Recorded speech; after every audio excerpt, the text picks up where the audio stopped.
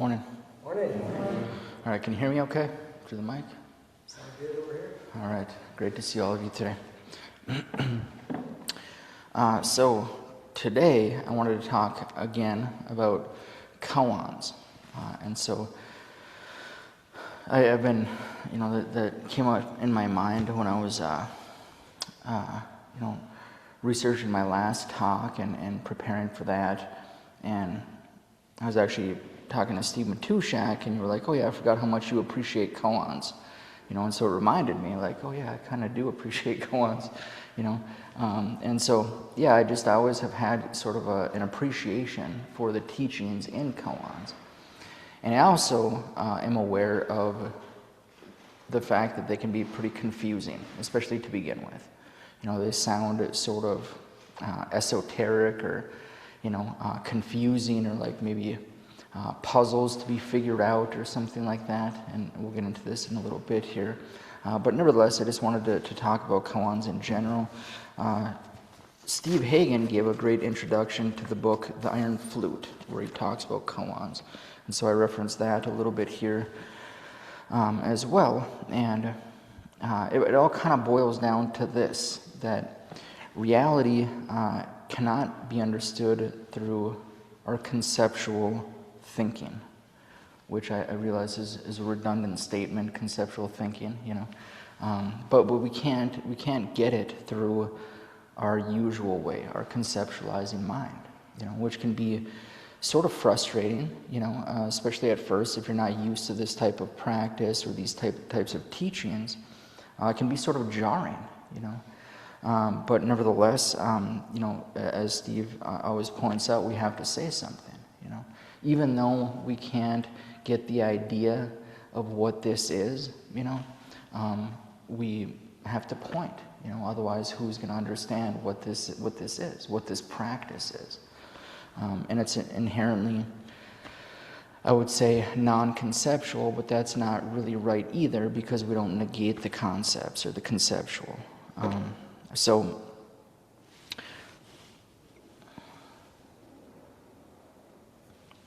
I've been going through, as many of you know, I'm a therapist by trade. That's what I do for work, and that's what a lot of my training is in, is theoretical, theories to try to help people in therapy, right? And recently, actually for the past year, I've been engaged in what's called dialectical behavioral therapy. And by the way, Mary, I got to apologize to you. My sensitivity was not you, actually, and I remembered why. Like, I'm hypersensitive to this, talking about, I'm going to bring this up in a little bit, but dialectical behavioral therapy, right? It's a form of therapy that was actually developed by a woman named Marsha Linehan. And she actually got a lot of her ideas for this model of therapy from her experience in a monastery, in like a Zen meditation center, And so she developed this whole theory of how to help people, particularly with issues such as borderline personality disorder. And so I've been sort of testing the waters in my own therapy practice of like using this with people, And I don't want to get too into the weeds here, but sometimes people in my profession, can get a little bit territorial with their understanding of theories, And so I'm working with a patient, and I really felt like she could benefit from this type of therapy. So I reached out for help, for consultation, right? And I just sent a message on what's Microsoft Teams, which is what we use at work. I was just like, hey, can you help me out with this patient? I was connected to you from a mutual colleague of ours who said you might be good to reach out to get help with this. And I don't want to get too into the weeds about this, but I have never been so offended by the response that I got, and I'm not going to go much more into it than that, but it was just very evident that there was some territorialism going on here, and I'm just starting out trying to use this to the best of my ability. I was just reaching out for consultation, and the feedback that I got was way over the top, So I'm hypersensitive a little bit to this DBT thing. Nevertheless, it's sort of one of those theories that I've always felt drawn to because I've been immersed in Zen practice for a long time. So it's kind of my natural sort of intuition is to go in that area anyways when helping people.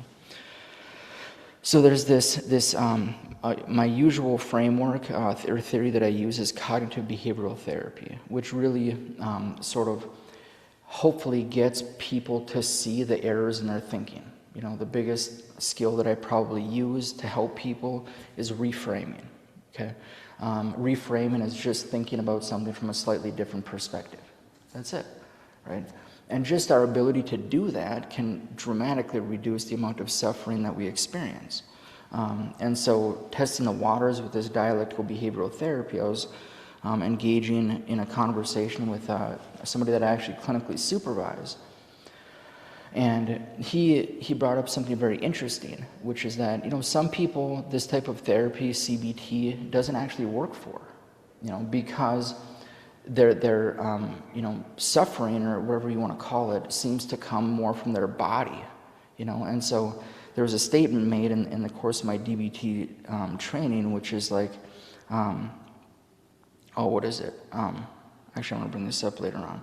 But trying to solve thinking with thinking is kind of an error that we make, right? So oftentimes it can't be done. If the issue actually is our thinking, then how are we going to think our way out of the problem, right? So the point that was being brought up is try to move patients from their mind, from their thinking to their body, you know, and very effective way of helping people, I think. And so that comes to our practice and mindfulness, meditation. So trying to move patients from their thinking more into the feeling, the sensations, their body, you know, is the idea here. So our meditation practice is just sitting in this here-now reality, and that's all it is. It's very basic. It's so basic that we miss it, you know, because we're so busy, caught up in our thinking and our conceptualizing. So a koan is just usually a brief exchange, usually pretty brief, between usually like a teacher and a student. Okay, sometimes it's between Dharma brothers or, you know, Dharma sisters, people who have understanding, but usually it's between an exchange between a teacher and a student. One of my favorite koans is very short, brief, and to the point, but it's profound in my opinion. So this is Blue Cliff Record, case 14. A monk asked young men, "What are the teachings of a whole lifetime?" Young men said, "An appropriate statement."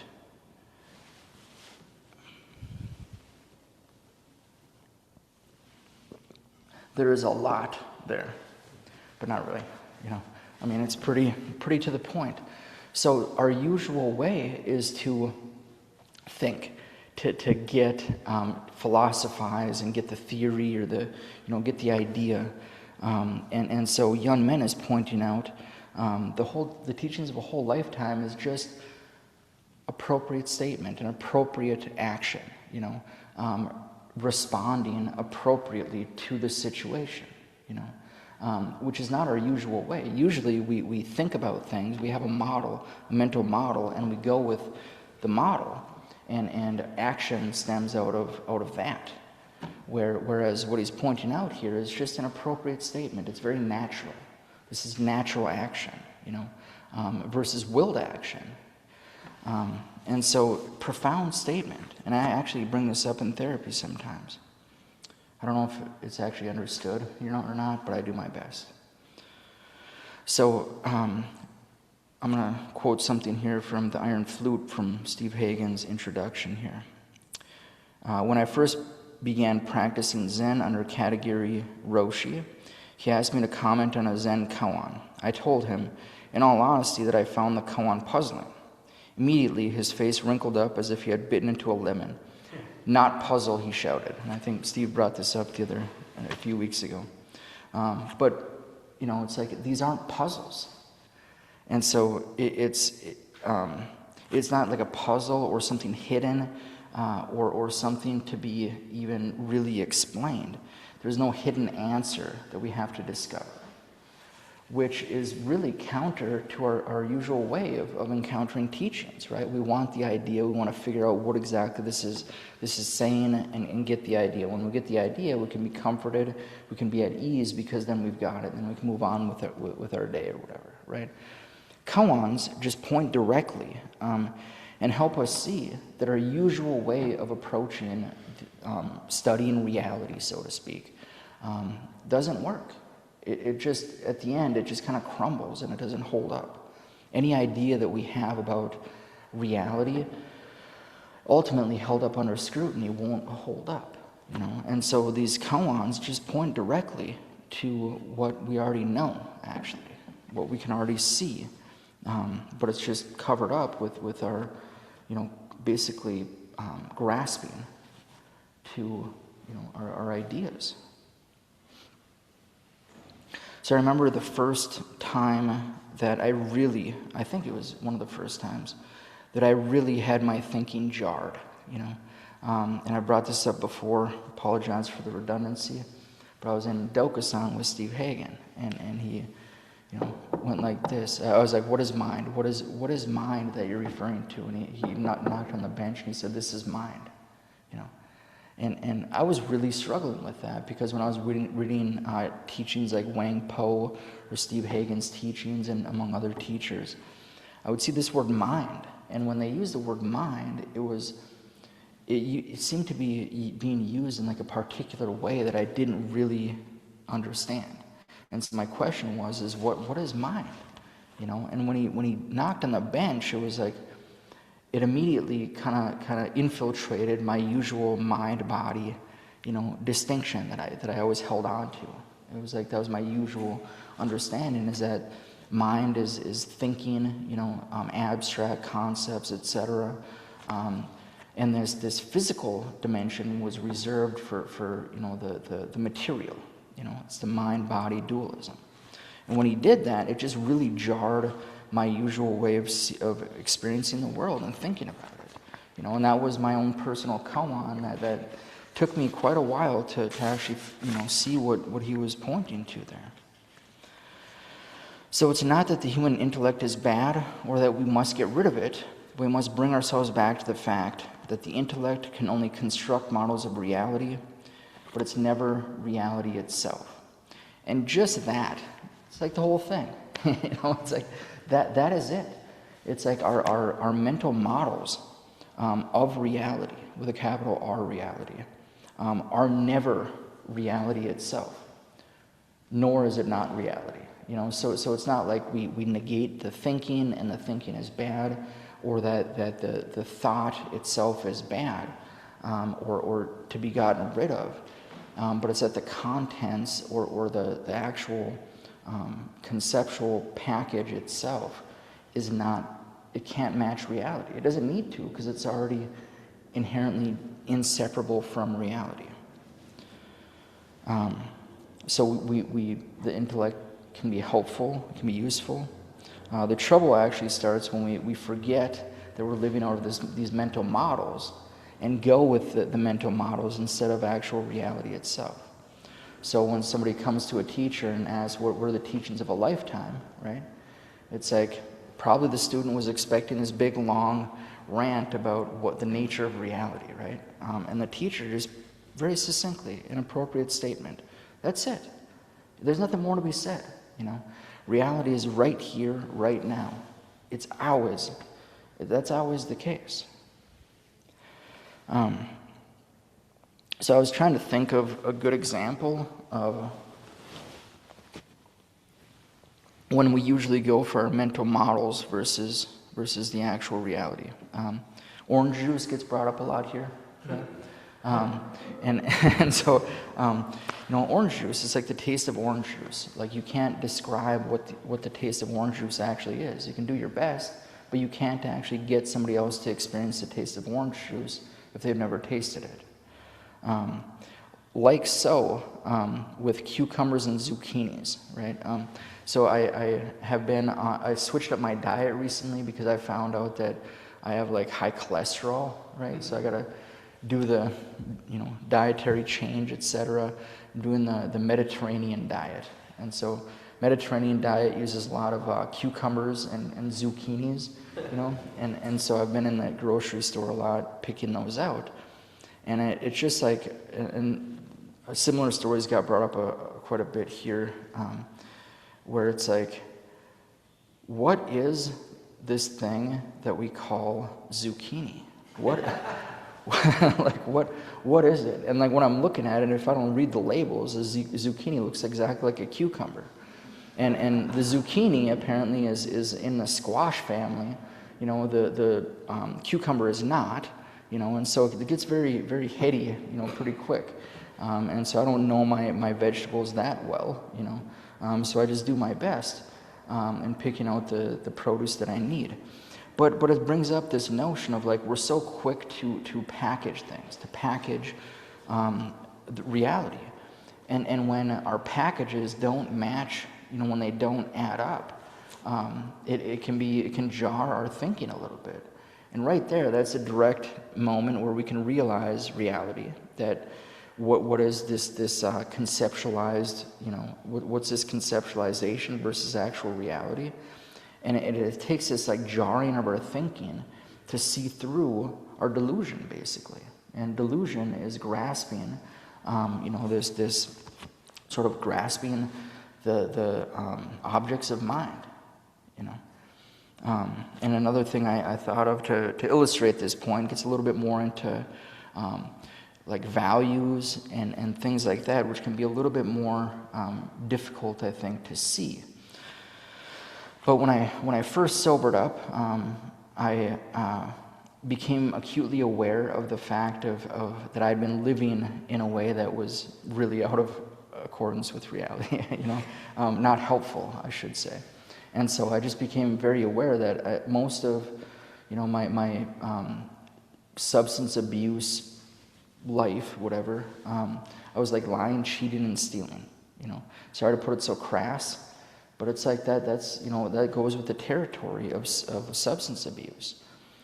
And so I very much didn't want to live that way anymore. But I was also struck with the fact that I don't really know how to live according to values or morals or anything like that. And so it was sort of a difficult process to go from living that way of life into living a better, more wholesome, I would say, life. And so I learned principles that were helpful guides along the way. And some of those principles were honesty, unselfishness, purity, and love. And so just some general guides or values to live by, And it's like honesty, of course. It's good to be honest, right? Until, I shouldn't use this example, but when your partner says, hey, do I look good in this or something, and you're like, yeah, you don't want to hurt somebody's feelings, you know what I mean? And you want to be honest, but sometimes it's like, that's not the appropriate statement for that situation, right? And so, and Steve brings up a good illustration in his book, which is the Gestapo, when they're coming around collecting people. Do you lie? Or do you tell the truth in that moment? Well, sometimes, the moment calls for something other than what values we're holding, And I was watching a YouTube video. Every once in a while I get bored at work, because I don't have a patient or something, and so I watch YouTube videos, just to admit that to you guys. And one of the things I watch, I click on these like police videos, which is like just to see what goes on, it's always interesting. And I saw this situation where there was this guy who was friends with this couple who lived in a house, and he apparently was like befriending these people over a period of time. And then one day when they weren't home, he dressed up in like this police uniform and went into their home, into their safe. I don't know, he must have got the combination or whatever. And he was pillaging their home And somehow neighbors noticed this or something, and they called the actual police. And they showed up, and here this guy's like dressed in this police uniform and pillaging and all this kind of stuff, and they called him out on it, and they're like, "What are you doing here?" And apparently the couple had known that he was after this money that they had, and so they were calling him out on this, like, "Hey, where's your identification? Are you actually a police officer?" And he like went with it for like 10 or 15 minutes, just going with it, like even with the police, like, yeah, there's a perpetrator in the neighborhood, and it was just like double talking these police. And this is just a classic example of, well, you can't always, you don't always know, and you don't always know who's who just because they have a uniform on. And just an obvious stark example of the, not too long ago, we had a, really bad incident where that happened, and I'm trying to teach my daughter as she's growing up, the difference between what's safe and what's not safe. And so ultimately all of this comes back to, what can we rely on? What is it that we can rely on as actual, true, and real?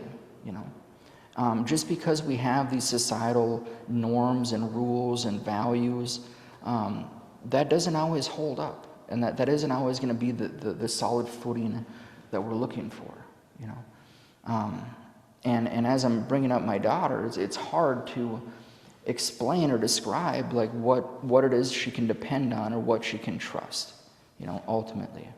But when it comes to these teachings, it's like we can hopefully learn to go with the actual here now reality versus what we think about what's happening. So I don't know if that was the best example, but it was just, I thought it might work. We'll see.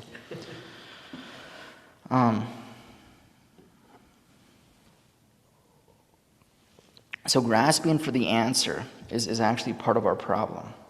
Rather than serving up an idea or conceptual framework that will supposedly save us, Koans can help us recognize how we constantly do indeed reach for prefabricated explanations and answers, and it is that very grasping for conceptual solutions and explanations that causes us so many problems. And so back to the cognitive behavioral therapy, again, I think this can be very helpful for people. Anxiety often stems from the things that we think, right? And I usually use an example of I think most people can relate to, where it's like you're driving down the road and somebody cuts you off, right? Your immediate reaction, just depending on your temperament, past experiences, etc., could be to get very upset, flick somebody off, swear, like depending on your level of anger, or whatever. But our usual way is to have a pre-packaged idea about what that situation is. And it's usually something along the lines of that person did it on purpose, even though we don't say that to ourselves explicitly.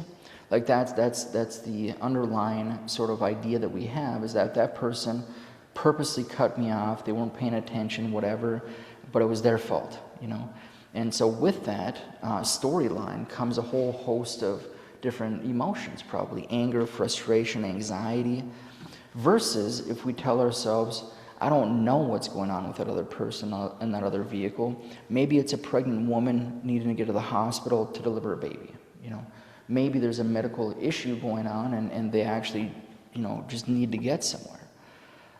And so if we can notice the difference in the emotional experience in those types of situations, just with a little bit of reframing, it can be a very powerful skill to deal with mental health issues. And then in dialectical behavioral therapy, they have something, this word dialectical, took me a little bit to understand what was being pointed out there. But basically it's like, here I have it here, two seemingly opposite things can be both true and not true at the same, two seemingly opposite things can be both true at the same time. So I'll give you an example here. So in working with patients, sometimes it's the case where patients have suicide ideation, so they're thinking about following through with suicide, it's on their mind. Simultaneously, it can also be true that they want to continue to live and they don't want to complete suicide, you know. So these two things can be true simultaneously, you know. In dealing with the world of addiction, it can be true that people want to get high, they want to be intoxicated, and they want to be sober. So those two things are not, they seem incompatible, but they can be true at the same time. So in our practice, this is like anything that we are holding on to or grasping, you know, ultimately is the cause of our suffering, you know, is the cause of suffering. And CBT, DBT, these can be helpful for us to break out of our usual paradigms, you know, that we live in commonly. So I'm sharing a little bit of my therapy practice here, but also just hopefully I'm conveying that therapy isn't Zen practice, you know. And so these teachings tend to point a little bit, we go to the actual nature of reality here.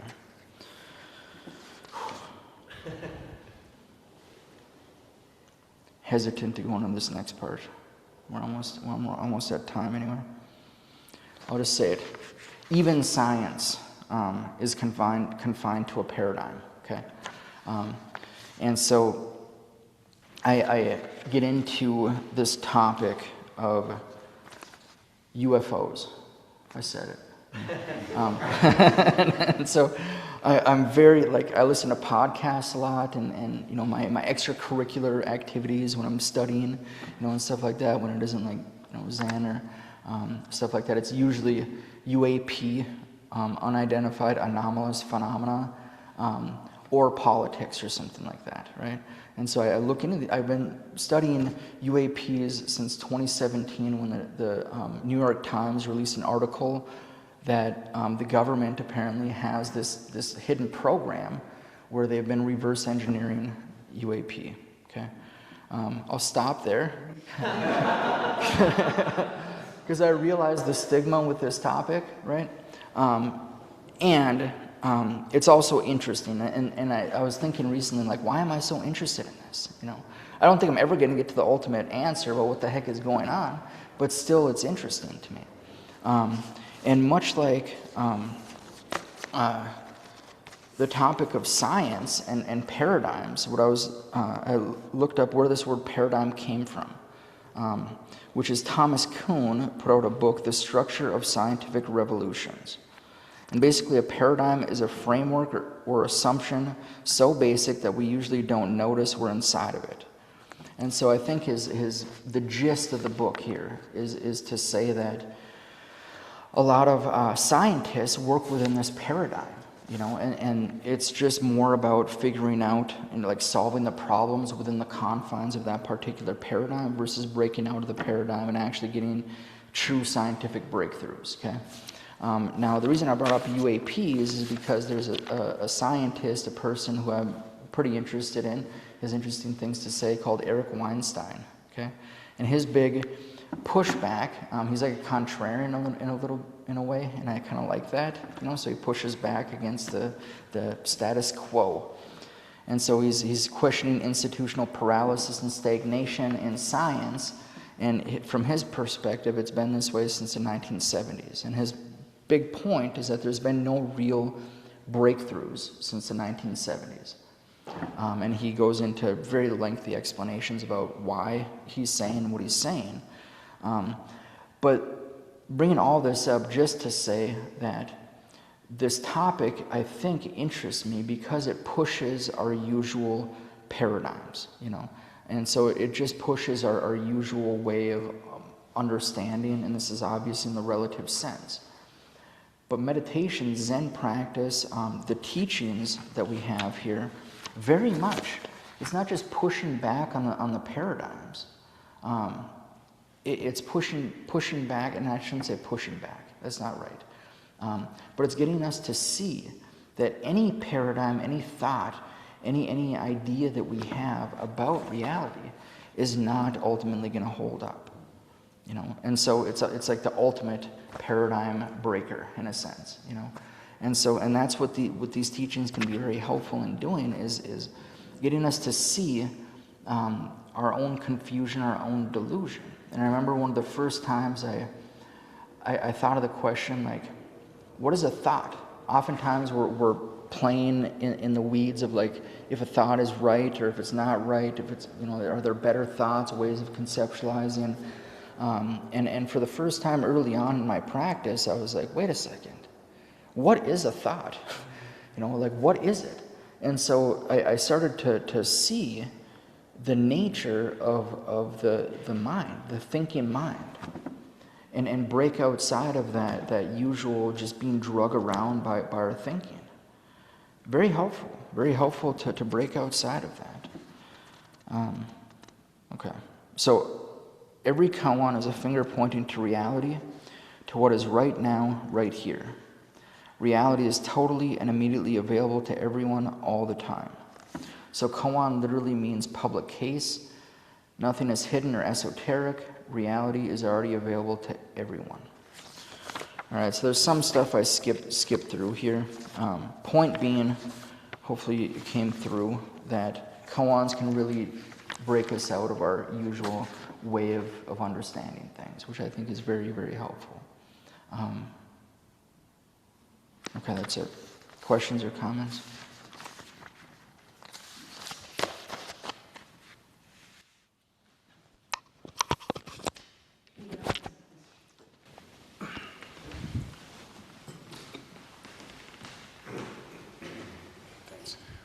Thanks, Beau. So I love what you said at the end, kind of the difference between sort of science, reason, logic, and then faith, belief, and they kind of flip back and forth really easily. Mm-hmm.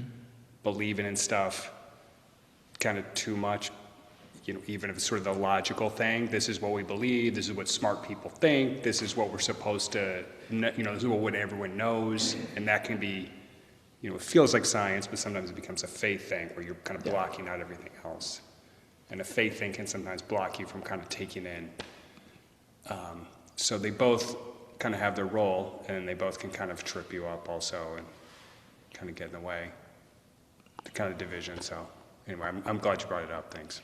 Yeah, thank you for that. Yeah, I wish I could have talked more about this because it was actually on my mind quite a bit. And this word paradigm I found to be very, very fascinating. I like that word in general because it's got the silent G in it, which I think is pretty cool. So it's a good word, but also like what it points to, like what comes up in my mind is like how we get stuck in these paradigms, And it's like, especially the scientific thing. Now, I'm not a scientist. Like I'm interested in science, but I get like I don't like doing math, so I can't go too far with it. But it's interesting to me. And like this Weinstein person, just that's what he was talking about, getting stuck in this paradigm, and it's just learning the already known information sometimes isn't super helpful to break outside of the current paradigm, and that was kind of the point he was bringing up. But yeah, thank you. Yeah. So Tate and I actually wanted to take this time to thank all of you for the support that you have shown us. I think by now many of you know that we were the Sangha members that were affected by the apartment fire in St. Louis Park.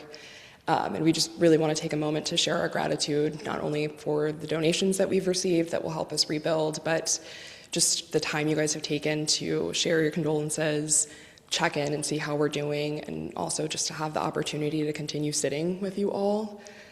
This center really brings a sense of normalcy back into our lives, and we really couldn't be more grateful for this community. So thank you. Thanks, guys. Thank you for saying that. And I'm so glad that you feel supported by the Sangha. Yeah, our hearts go out to you, for sure. Yeah.